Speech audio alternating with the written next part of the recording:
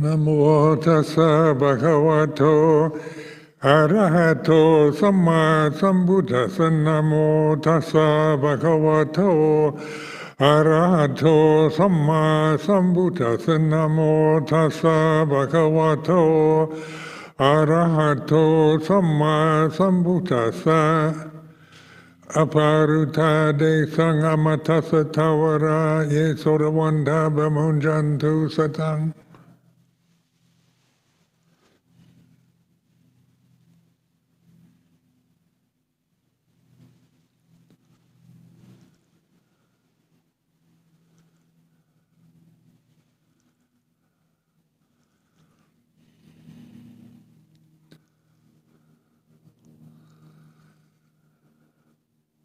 Aware of the silence, the moment here and now. And we reflect the future is about 1 week. There's the end of the pansa, the vasa, the determination to spend these 3 months, past 3 months together in meditation. This is tradition.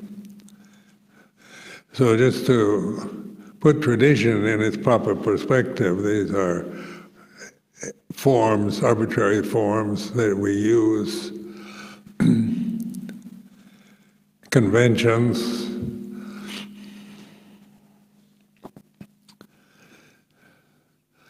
And so this particular convention we inherited from the Theravada school of Buddhism, from Thailand, from the way Luang Por conducted the 3-month pansa period.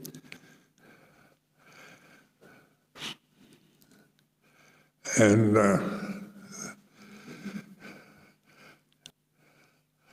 so conventions are impermanent, unsatisfactory, and not self. Just like anything else, just like our language, like all conditions, like all sankharas. So when we practice meditation, usually beginners start with anapanasati, mindfulness of the breath, something to do here and now, that we generally don't notice our own normal breathing, natural breathing, unless it becomes difficult. For a shorter breath, or we have some kind of asthmatic problem, then we become aware of the breath only to find it, wishing it would return to normal. Once it's normal, we tend not to pay any attention to it. So the idea of anapanasati is to bring your attention to something that is vital to the human form for its existence in the present moment. So when we stop breathing, we die. When the heart stops, the body stops breathing, and we consider that death. So one thing I found in my own experience is that there's so many different views or techniques regarding mindfulness of the breath, so many opinions, and this is what confused me very much when I lived in Bangkok before ordaining, was meeting the expatriate Buddhists that existed in 1966 in that city.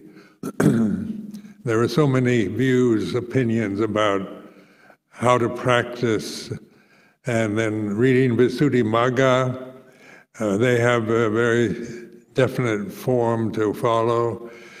And so these forms, these conventions, these views and opinions began to just confuse me. So I'm just trying to I mean, some of the lay people, Western lay people in Bangkok time talk about who has the jhanas, who has first jhana, or someone who's really good has fourth jhana, and the jhanas become a kind of obsession of some kind of attainment that you have to get in order to do vipassana.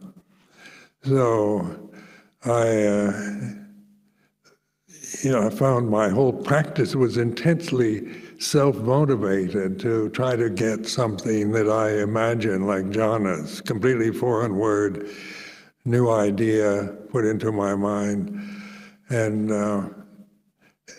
then with various views and opinions about attainment, achievement, and then sometimes I'd have a good meditation, I felt like I achieved something, and then the next day my mind would wander all over the place, and I feel that was a bad meditation, I can't do it, and all kinds of doubts when you start thinking and holding up goals and images, conventions to achieve, and then inevitably you're going to, in trying to become something you're not, try to get something you don't have.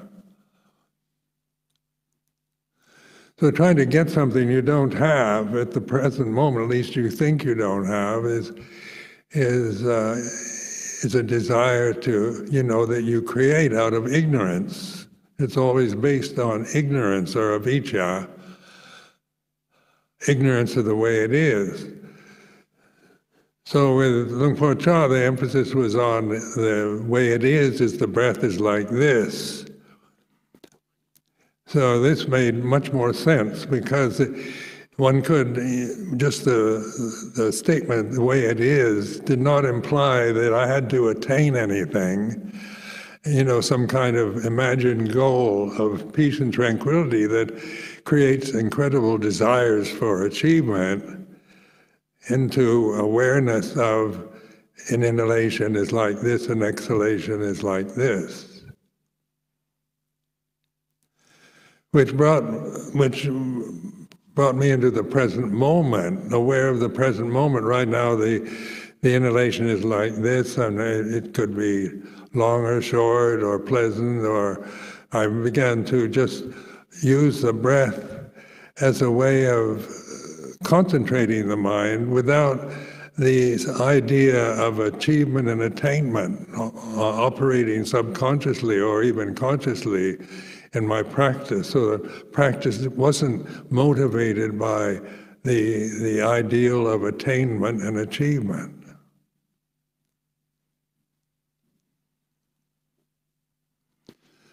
So this is a relaxed practice, because if you're trying to get rid of a wandering mind, get rid of negative thoughts, get rid of all kinds of mental, emotional suffering because you don't want it, and you're struggling, fighting, contending with conditions that are happening to you here and now. And sometimes you can win, sometimes you can't win. And even when you do win, you start identifying with winning. Like I've really had a good meditation, I love meditation, and then it can change to its opposite. So Luang Por Chah's wisdom, he'd say, good meditation is good, bad meditation is good. So it's like being aware. If your mind is like the monkey mind, a desultory movement of thoughts and unpleasant memories and fears and desires, it's like this. Or when it's peaceful and calm, it's like this. Notice that it's non-judgmental. It's not about finding peace, becoming a peaceful person, getting jhanas, getting samadhi, attaining enlightenment. All these kind of perceptions are built on the ego, the sense of a separate self, where there's nothing to brag about, just like, well, my inhalation is like this. And each one of you sitting here in the temple at this moment, is everybody's inhalation the same, or we don't know? Doesn't matter. It's aware of whose inhalation is the best, or who has the worst inhalation becomes absurd, becomes ridiculous. So this is the wisdom operating in the present moment, because breathing is happening right now. It's not about whether it's good breathing or bad breathing, right breathing or wrong breathing. Whatever, even if you're short of breath, even if you have asthma or difficult breathing problems, it's like this. It's not about that somebody who has difficult problems around breathing can't be aware of it as it is right now. It's like this, rather than trying to get rid of the problem by resisting or fighting it.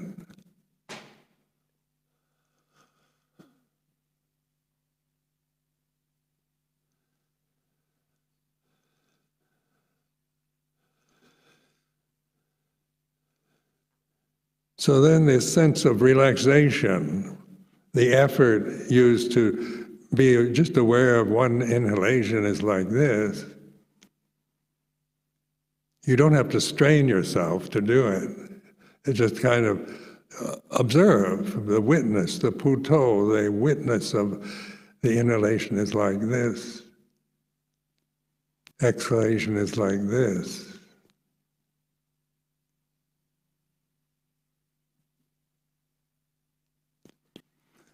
So when we talk about right effort, or effort that you use, if you're trying to attain jhanas and out of ignorance and sakyaditi, the ego, the self-view, we oftentimes put a lot of effort in trying to get rid of things, control things, make things different than what they are right now. Even sometimes when you're sitting and even one inhalation or exhalation, your mind wanders, but you're aware. Even if your mind wanders, there's a point where you're aware of you're off thinking about something else, so you go back to, if you're practicing anapanasati, you go back to the breathing as it is here in the present moment.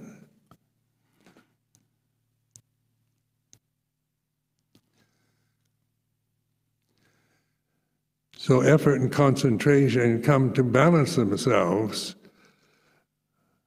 with the right understanding.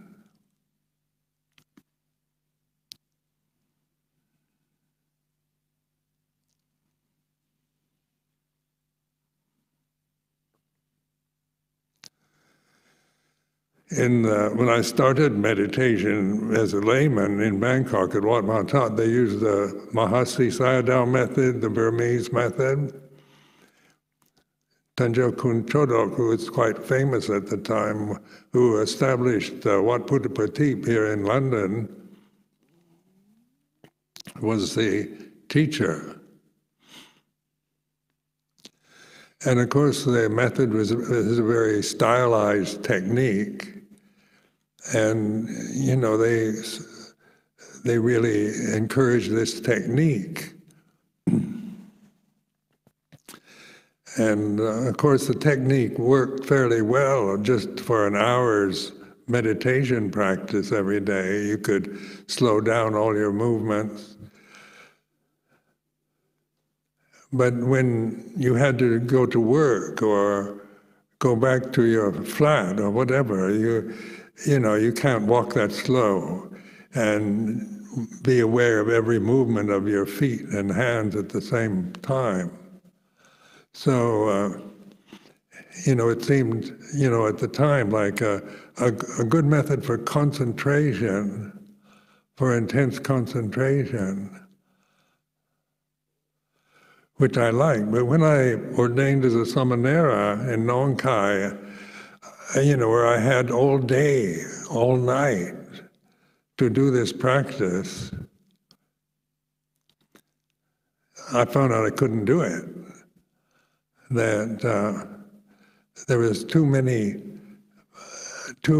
much unresolved emotions coming up that I would try to repress, try to push away, deny, resist. These kind of words convey this sense of vipavadana, desire to resist, to destroy, to get rid of what you don't like. And then because the method was so praised and so effective in some ways,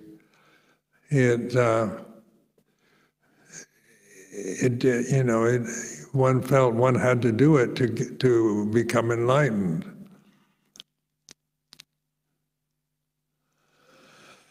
Then there were other teachers who taught, the Burmese method is rise and fall of the abdomen, and others said you can't, that isn't any good, you have to notice the feeling of the air at the tip of the nose.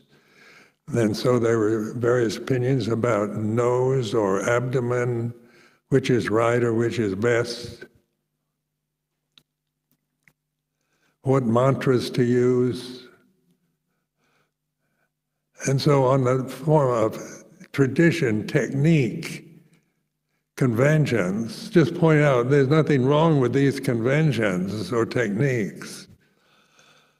But they are only that, and the whole point of Anapanasati, the basic value of it is established awareness here and now in the present is like this. Something so basic, so simple, so uncomplicated that anyone can do it. But the problem is it's so simple that our complicated neurotic personalities can't figure out what the point of it is. It's too easy. We're expecting Buddhist meditation to become much more kind of complicated and difficult and challenging.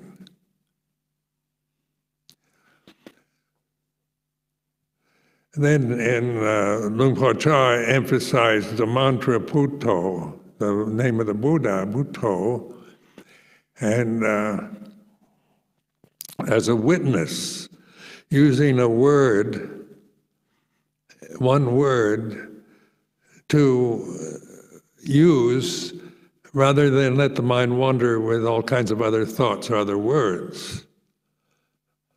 Well, this I found very effective because, the thinking mind proliferates endlessly, going on in various patterns of grammar and habit that we acquire in our lifetime. So then, Luang Por Chah encouraged the use of Bhutto as the kind of witnessing posture of witnessing, and using it in terms of Anapanasati, the inhaling Put and exhaling To. So it keeps the mind with this one word just on the inhalation Put, with the inhalation from beginning to end, and To from the beginning of the exhalation to the end of it.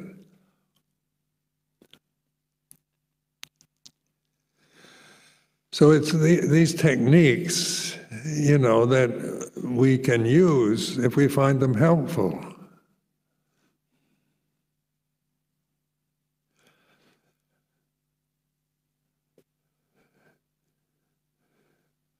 I found that my mind was such a proliferating, had so many proliferating habits, such obsessions with thoughts. I loved thinking, reason and logic, trying to figure everything out, trying to make sense and try to find reasons and solutions to problems and so forth, that trying to figure out Buddhism and what the point of the Buddhist teaching is, trying to proliferate around it, enjoying reading about it. But with all the literature I read about Buddhism in general, it didn't, it inspired the mind. I felt inspired by what I read, but it didn't change anything. My proliferating habits were just doing that with Buddhist words, Buddhist concepts, which created doubt.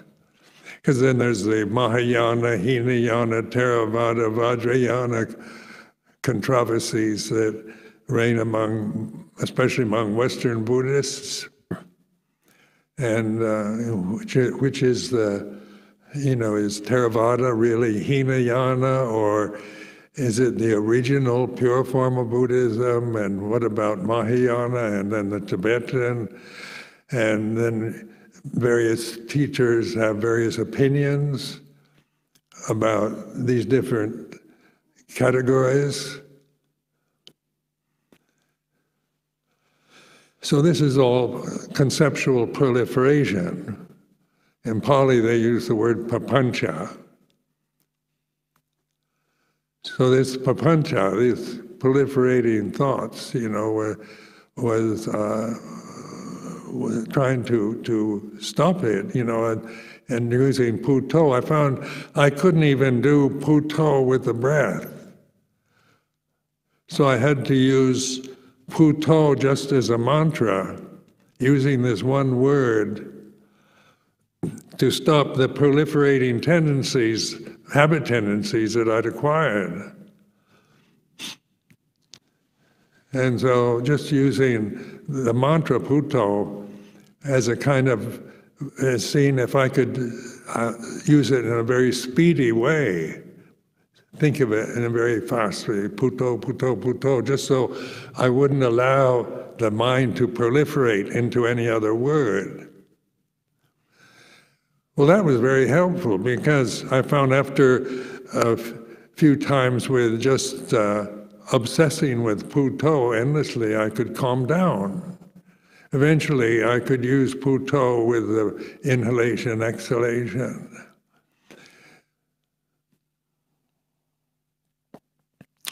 Then the expanding puto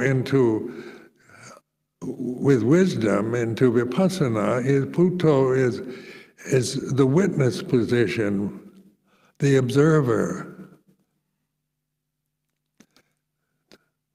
So it's not the critic. Puto is not you, your own personal critical mind, talking about right and wrong, good or bad, and whether you're a good meditator or you can't do it, or what you should get or get rid of or change or develop or achieve or give up or whatever. That's the inner critic that we have, the thinking mind, the proliferating mind, the conditioned mind, very dualistic, right and wrong, good and bad, are obsessions of people's minds. So the witness, puto, as a witness, is not about right and wrong, it's about the way it is. So you use this one simple word, two-syllable word, to think, to stop the proliferating thinking habits. And at first, I had to use it quite obsessively, but I found it worked quite well, just thinking puto in a very repetitive, rapid way. And I began to notice I could slow down. I had moments of silence, of peace. And eventually, I could use it with the breath, the inhalation put, exhalation to. Now this leads to tranquility, because as you concentrate on the breath, you're one-pointed on something that isn't proliferating. The breath isn't a thought, isn't a concept, isn't an opinion. It's a function of the body in the present moment that we all have. So you give up thinking proliferating, and then you stop doubting, worrying, anxiety, all come from thinking too much. You know, people's problems in modern life are because they think too much. And the more you think, the more you doubt. So the thinking process is a gift we have as human beings, but also is a curse because it drives us bonkers. We go crazy with our thoughts. They can take us anywhere. And then the critical mind is an acquired habit. It's a convention. You know, like a newborn baby isn't born with a critical mental habits yet. It's conscious, fully conscious human form, innocent, because it hasn't acquired an ego yet, it doesn't acquire a language, it doesn't remember. Its memories are very limited.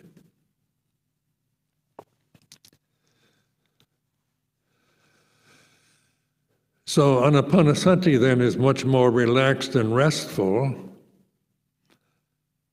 and can take you to tranquility, where you have moments of bliss or pleasant feeling of peace. But then if we depend on anapanasati for our bliss, then we become very much habituated to particular postures of meditation or situations where there's least distraction. Everything has to be the silence here in the temple, where in the common room or anything else you can't get that kind of tranquility. You come to the temple, you have to stop working and sit down and concentrate on the breath. So we become obsessed with meditation as a technique, and also the conditions that we associate with it, such as group meditations or peaceful conditions, lack of noise, lack of irritating personal relationships.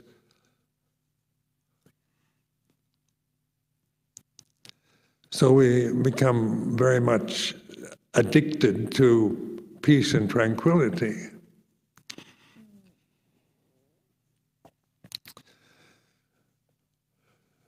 But important thing with anapanasati is calming the proliferating mind, stopping its incessant proliferating habits.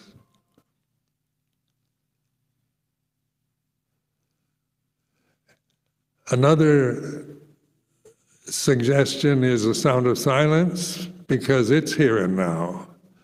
So the anapanasati, the sound of silence, I found work together very well.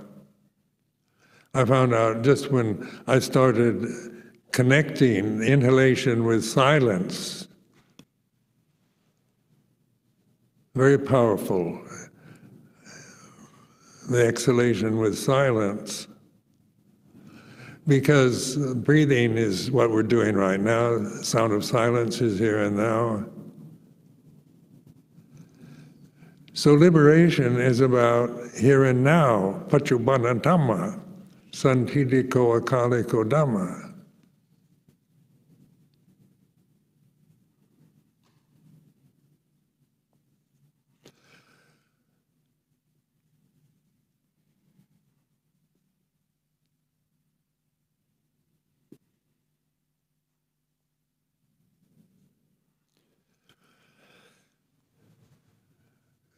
Consciousness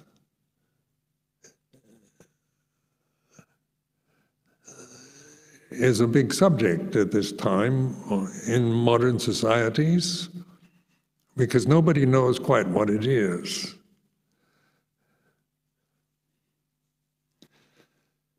And yet it's a fact the one fact we can depend on. Each one of us know consciousness is like this, where we are conscious at this moment. Breathing is like this. You're aware of an inhalation. Put to is like this. Sound of silence is like this. It's not about right and wrong anymore, or whether you're a good meditator or you can't do it. So many people I've met in my life have told me they can't meditate.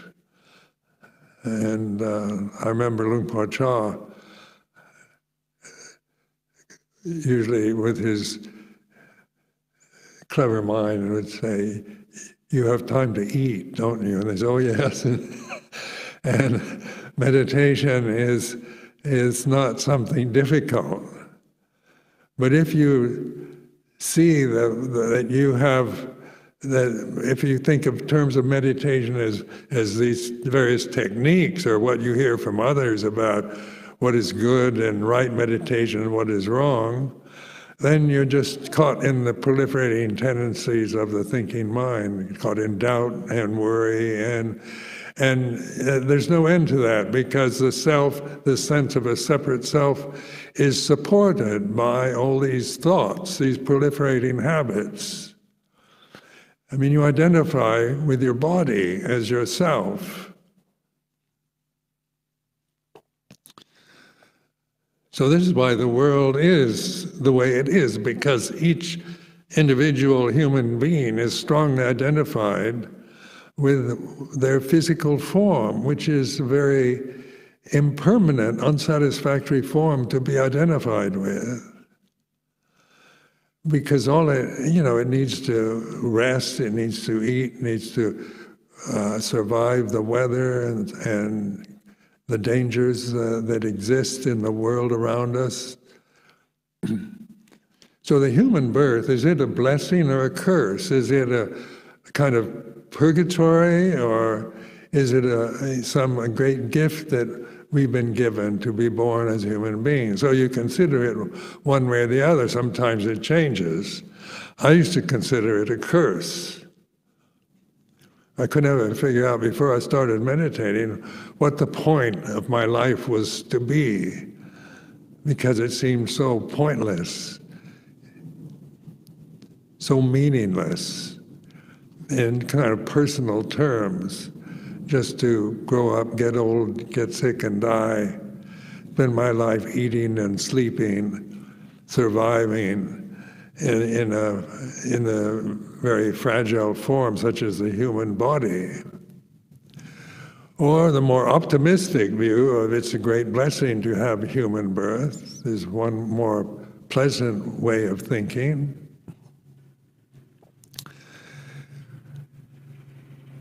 But the result of birth is like this at this moment. At my age, it's not about birth anymore or death. It's about here and now, which is peaceful. The breath is like this.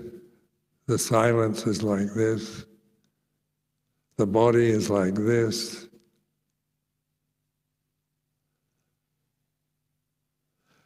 And is that a blessing or a curse? It's not personal anymore. It's not that I've been blessed with a human birth. I've been chosen by God to have a human form to get enlightened with. That is still a kind of positive way of looking, but it's still sakyaditi, it's still a thinking process about I'm a especially gifted person.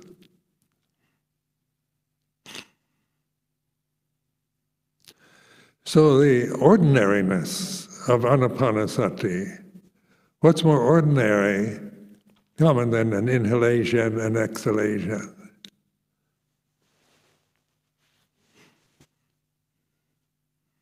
Wherever you are, whether it's noisy, you're in conflict with somebody else in the Sangha, the weather's cold or too hot, the body still breathes.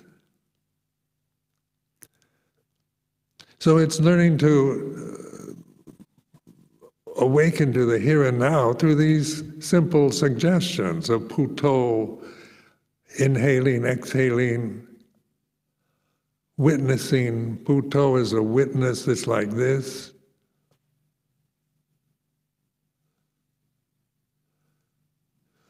So Puto can be used strictly as a mantra, as a technique for inhaling, exhaling, to stop the mind from wandering and stop from proliferating. But also, as significant as the Buddha, what is the Buddha here and now? Is Buddha just a word about somebody who was enlightened 2,564 years ago? That's one way of looking at it. That's the historical view. But history is all memory and words. You know, this is not to be trusted. What we remember is history. We've been taught history in school. We've read about the life of the Buddha from a book, from the words in a book, from a teacher. So the witness, the Puto, the real Buddha, is witnessing the present moment is like this. So we're taking refuge in Buddha. This mindfulness practice isn't about becoming me, becoming a Buddha, because that is very sakkayaditthi, very egotistical, that I think I'm specially chosen to become the Buddha. That's conceptual proliferations. But it's much more functional. The Buddha is witnessing, knows the here and now is like this. So Buddha, consciousness, Dhamma, we take refuge in Dhamma, apparent here and now, is like this. Consciousness, we're all experiencing consciousness, breathing.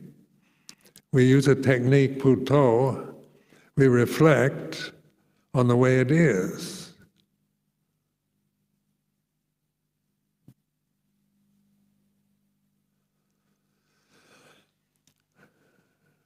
So Dhamma is perfect. Dhamma is not about right and wrong anymore, or good and bad.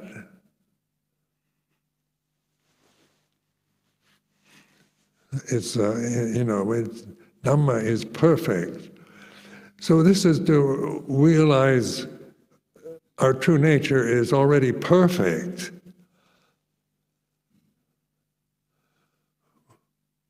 When we take refuge in Buddha, or awareness of the way it is here and now, of Dhamma, the changing conditions of the Dhammas, kusala Dhamma, api akata Dhamma, the changing conditions, the sankharas that have all kinds of qualities of right and wrong, good and bad, pleasant, painful.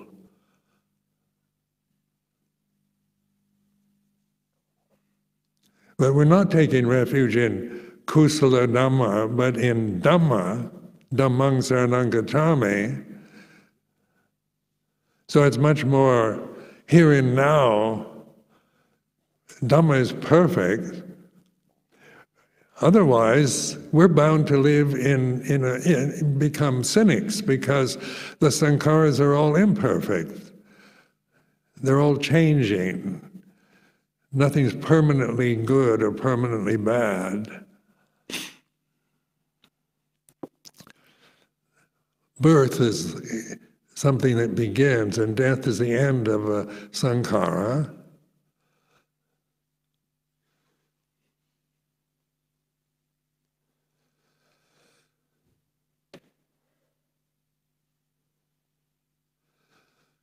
So these words, Buddha and Dhamma, in the scriptures, Buddha knows Dhamma the way it is, the reality of consciousness here and now. not about attaining specially advanced conscious states in the future, or becoming something else, becoming a better person in the future.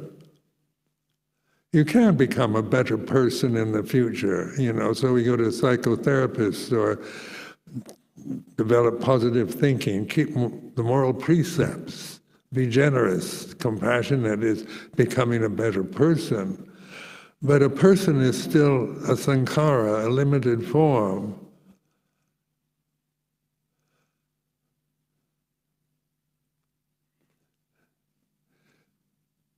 So how can we get beyond the personal?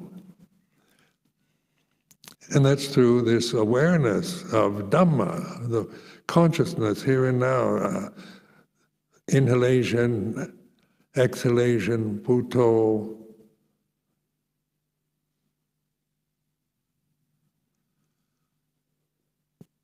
The body is here and now. It's like this. The feelings, physical pleasure, pain is like this. Emotional, positive feelings of happiness, emotional happiness or emotional pain is like this. It's witnessing, isn't it? If you're upset, depressed, caught in doubt and despair, these are actually important experiences as human beings, because in terms of the ignorant state of mind, it's all going to end up in death. We're all going to die. These forms are all going to die. The planet itself is under threat. The universal system, if we depend upon, sankharas for feeling stable and safe, we're disappointed because you're asking them to be something they're not. But something you are already is conscious awareness here and now, which is not personal. It's not the ego. The ego you create with thoughts, with memories, with habits. So this sense of me and mine, me being this physical body, me being this personality, is a self-created state. It's all sankharas, every bit of it.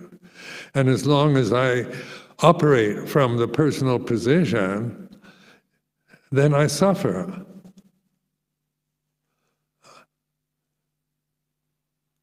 Because I'm clinging to the very disappointing conditions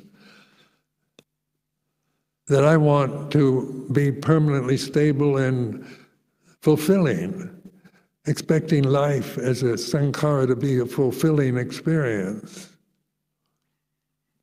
as a separate person.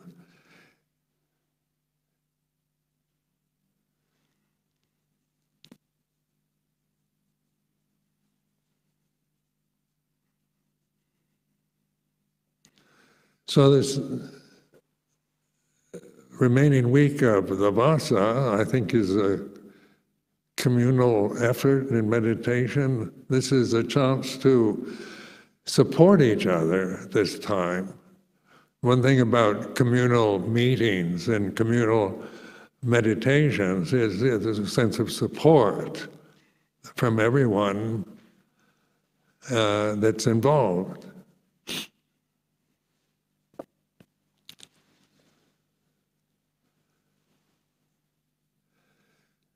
And just these simple suggestions, it's emphasizing the relaxed position of Buddho, the observer, when you know you're getting a headache or you're stressed out or something going wrong because you're applying too much effort. If you're just sleepy and dull, then you try to get rid of sleepiness and dullness through putting a lot of effort, trying to get rid of sleepiness, dullness.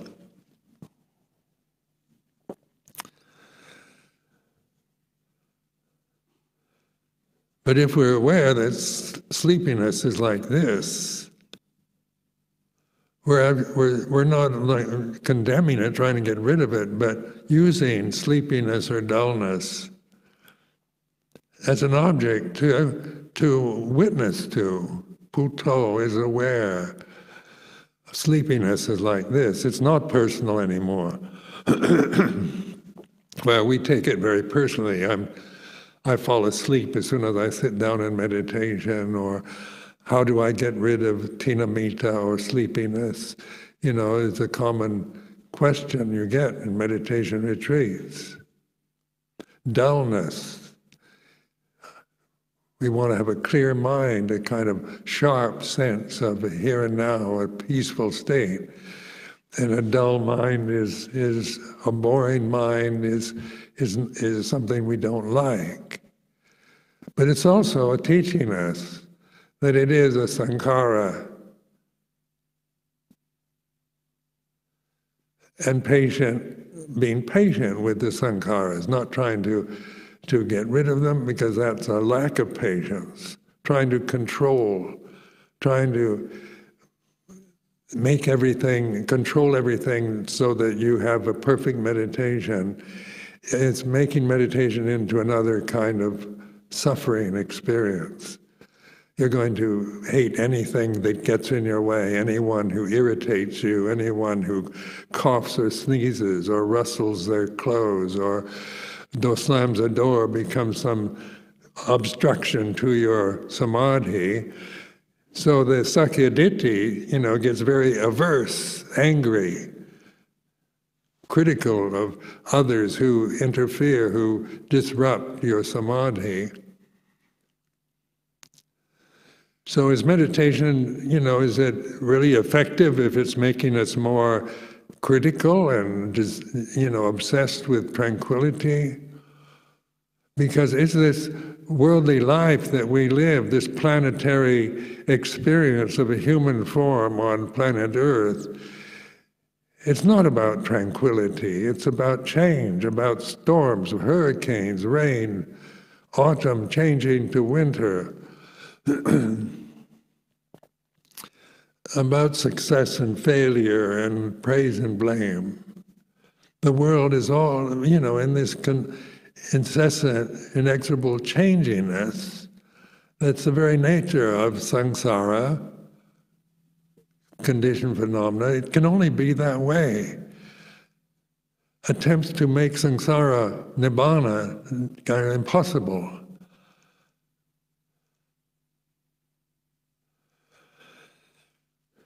So here at Amaravati, to use the situation the way you are, your own character tendencies, habit tendencies are all different from one individual samana to the next.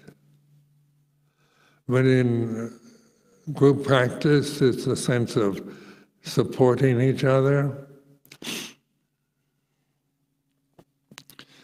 sitting together, walking together in these various techniques we use, suggestions we use, help us to feel a sense of communal support, which we appreciate. Always feel the Sangha is a Sangha of friends, of family. And it's nice to have a family who is supportive of all our individual attempts to realize our true nature, the perfection of Dhamma. So this Dhamma, what is perfect? And then we look around, look at my eyes, my ears, my body, it's all falling apart, degenerating into increasing old age. It's like this. So I can't expect my body to be other than the way it is. This is what it's like at these many years. And it's the body, it's not mine, it's not me. It's sankhara, just like the changing that's going on in the seasons as autumn takes hold of the plants, the vegetation we live with in Amaravati. So is it good or bad, or it's just the way it is?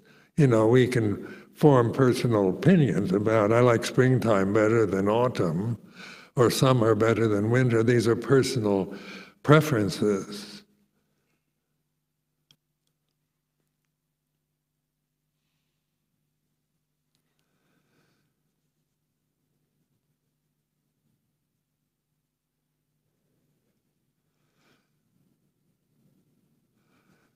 So, trying to encourage you to use the tradition, Theravada Buddhism, with wisdom.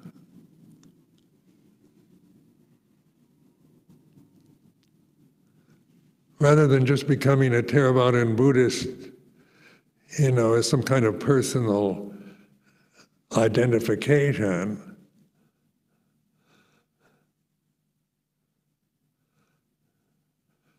But the teachings of the Buddha are, to help us break through our delusions, our habit patterns, our sense of imperfection, our sense of being wrong or not good enough, or identity with the appearance, with the gender, with the color of the skin, with the age of the body. All these are forms of suffering when we attach to these as our identity. So when we take refuge in Buddha, Dhamma, Sangha, these are not just empty words or ceremonies that we acquire in this tradition, but they can be very useful reflections. Like Puto is a very useful reflection for the witnessing, the awareness of the way it's like this right now. So when I ask you, any one of you, single you out and say, are you conscious? You're going to say yes. How do you know that? Do you have to ask someone else whether you're conscious or not, or think about it? It's apparent here and now. Consciousness is obvious. It's a fact that you can't deny at this moment. The breathing is here and now. Are you breathing? Is everyone here in the temple breathing at this time?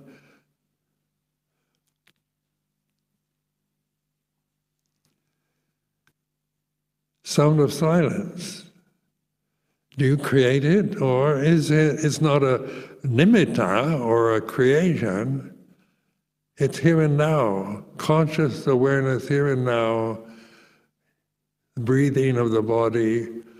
The posture of the body is like this, the sitting posture is like this, standing, walking, lying down.